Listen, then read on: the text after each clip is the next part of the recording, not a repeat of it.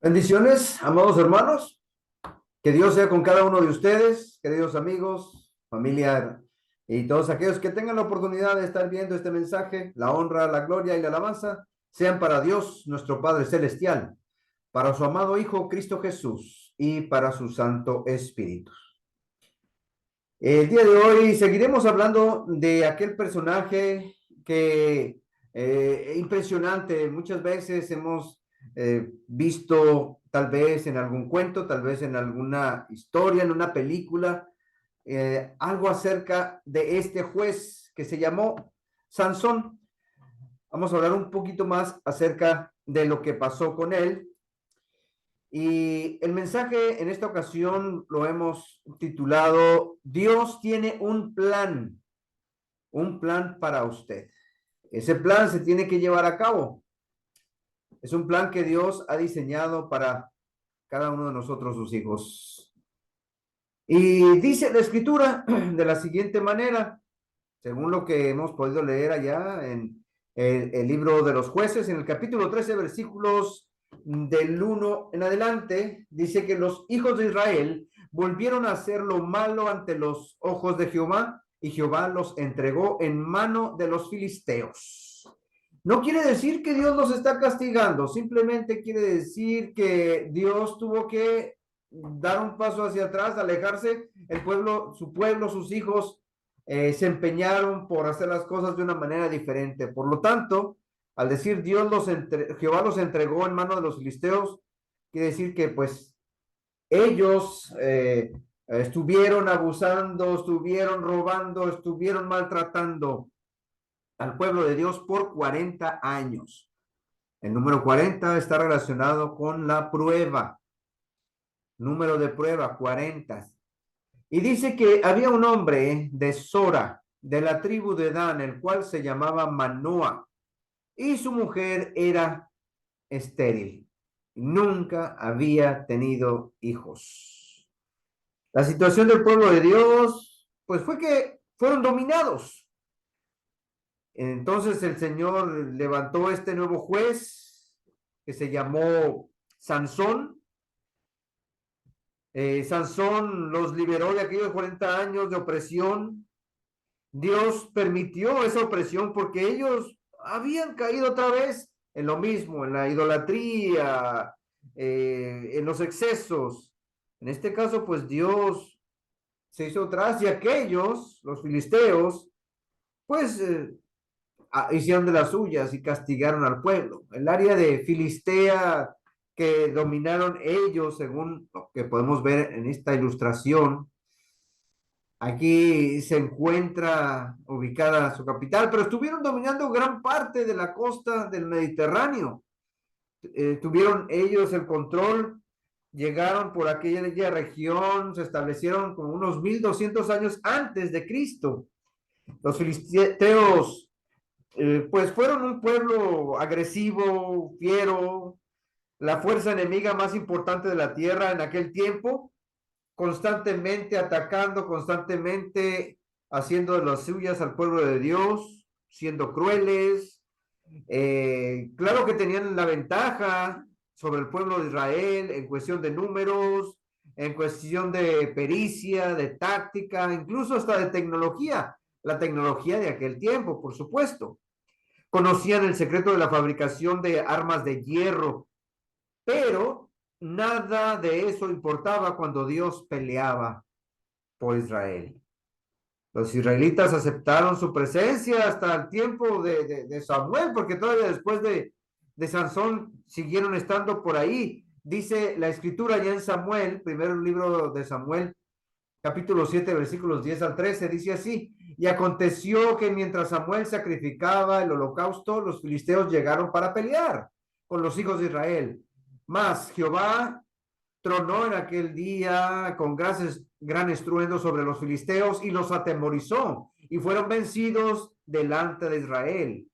Y saliendo los hijos de Israel de Mizpa, siguieron a los filisteos, hiriéndoles hasta abajo en Bet-car. Tomó luego Samuel una piedra y la puso entre Mizpa y Sen, y le puso por nombre Ebenezer, diciendo: hasta aquí nos ayudó Jehová.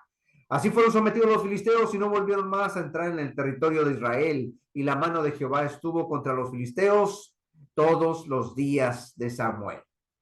Esta pelea, esta guerra entre el pueblo de Dios y los filisteos duró muchísimos años y fueron constantes los jueces que estuvieron atacando, peleando ahí contra ellos.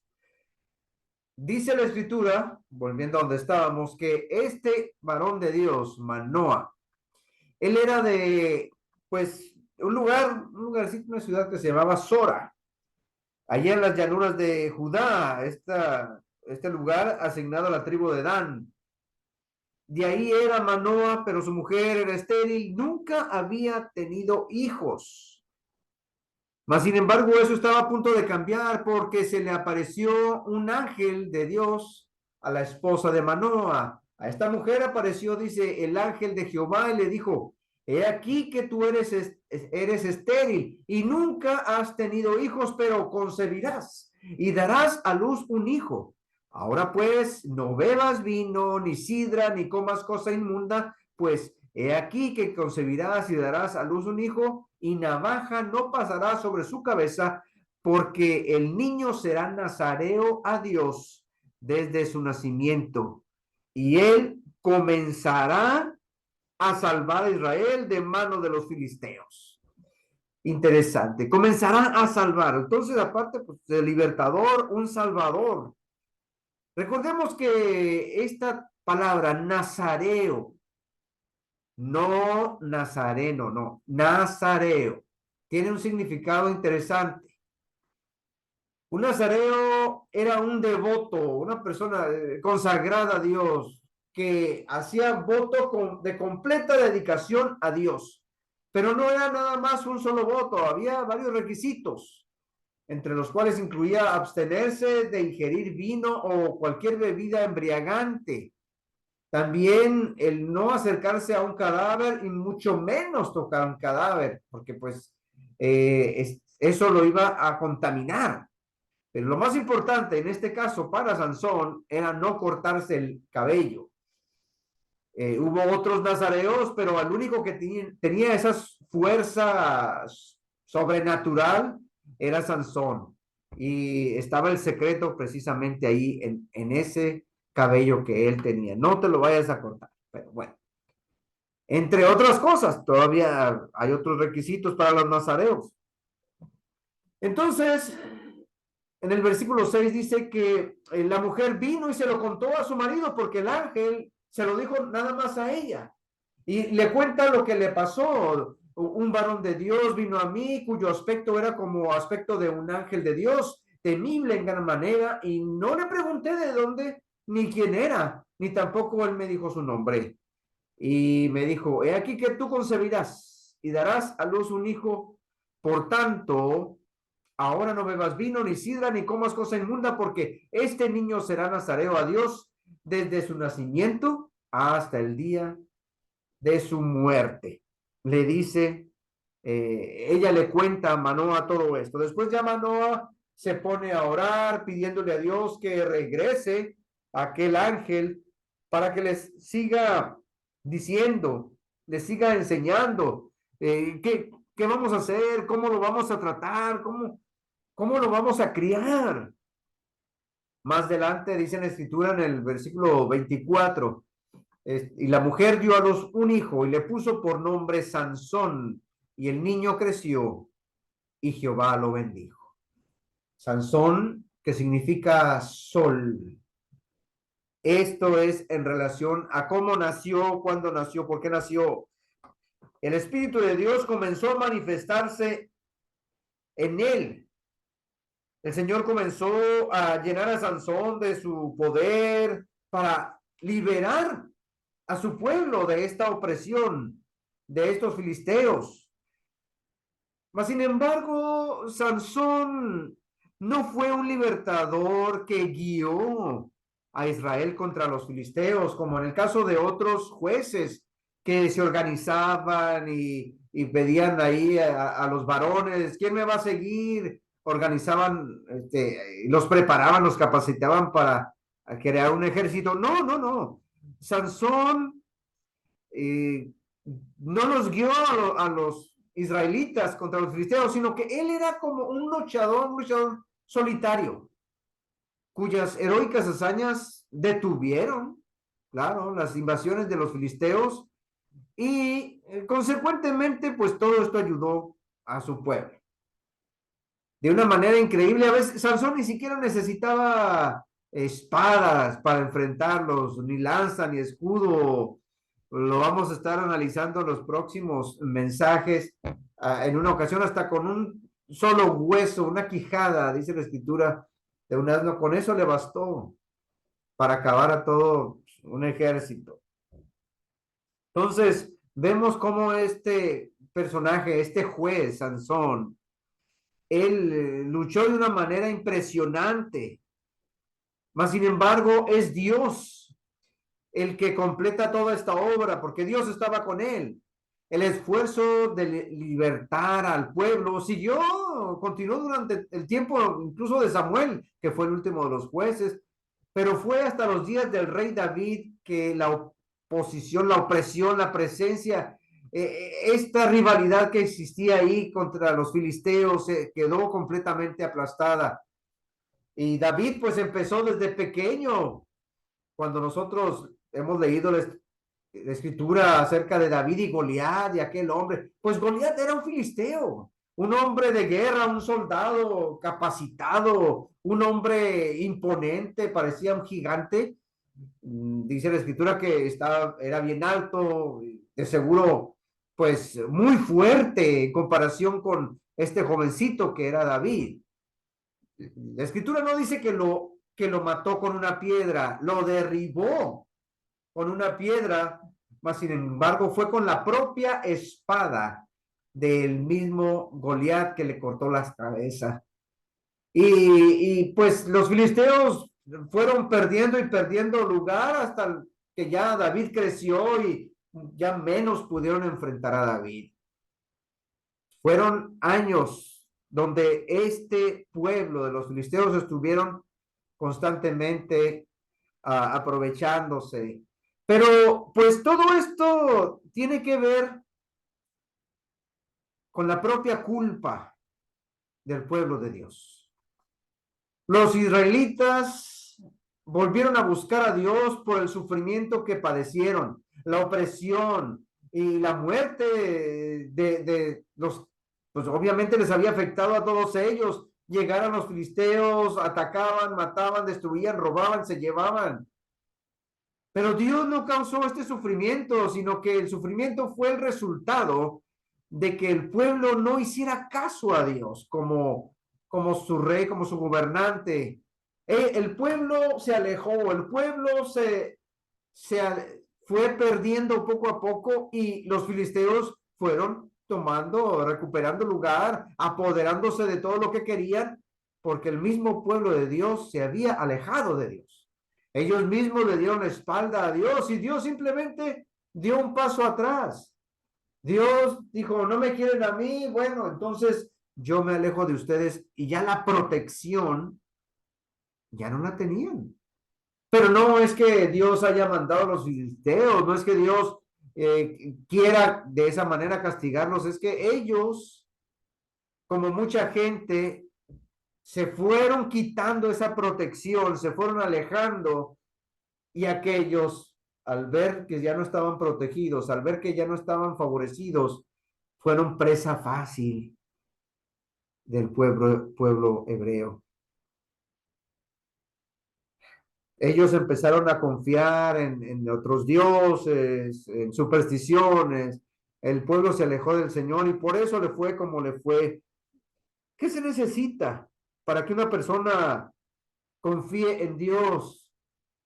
Dios realmente no necesita que hacer señales o hacer cosas para que crean en Él. El pueblo ya creía, sin embargo, viene una nueva generación y esta nueva generación no tiene esa fe sólida y fuerte. Y es lo que necesitamos hacer los que ya formamos parte del pueblo de Dios en este momento. Tenemos que buscar la manera de que los que vienen atrás, los más pequeños, los nuevos creyentes, lleguen a adquirir esa fe tan sólida y fuerte que nosotros ya tenemos. Y aún así, en ocasiones, uno mismo batalla, uno mismo lucha, no podemos confiarnos de que estamos rete bien, seguimos enfrentando tentaciones de parte del enemigo y algunos tristemente pues caen. El problema más grande es la dureza del corazón de algunas personas, la dureza con la que pues no quieren aceptar que se equivocan, no quieren aceptar que le fallan a Dios, no quieren aceptar que se han alejado de Dios, no quieren aceptar que necesitan arrepentirse, no quieren aceptar que necesitan ser más dóciles. Las advertencias que Dios nos deja son claras. Si las personas endurecen su corazón, si las personas no hacen caso, no quieren nada con Dios, pues van a sufrir el mismo destino que tuvo Israel. Van a batallar y les va a ir mal. No les puede ir bien, no, de ninguna manera les puede ir bien. A veces la gente por su orgullo, por su vanidad, porque no querer demostrar que, ay no, ¿cómo voy a pedir disculpas, pedir perdón? Entonces eso quiere decir que me equivoqué delante de los demás y prefieren quedarse así y les sigue yendo no solamente mal, les sigue yendo peor.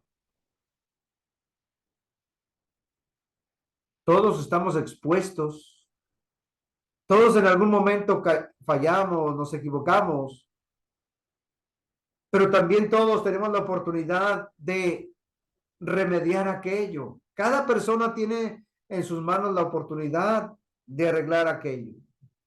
Es cuestión nada más de que acepte que te equivocaste, fallaste, dudaste, te fuiste por otro lado y ahora tienes que retomar el camino correcto.